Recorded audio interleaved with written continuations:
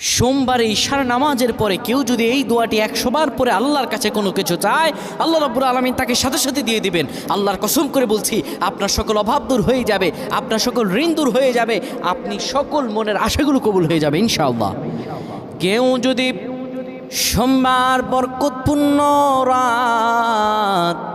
এই সোমবারে আমার রাসূলুল্লাহ দুনিয়াতে এসেছিলেন, সপ্তাহে রোজা রাখারও সওয়াব আছে এই দিনে। কোনো ব্যক্তি যদি সোমবারে ঈশার নামাজ পড়ে সুন্দরভাবে ওযু করে কিবলামুখী হয়ে বসে ইয়া যাল জালালি ওয়াল ইকরাম 100 বার পড়ে,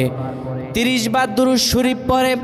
3 বার সূরা ইখলাস পড়ে, 3 বার সূরা ফালাক, 3 বার সূরা নাস পড়ে, 10 বার দুরূদ শরীফ পড়ে,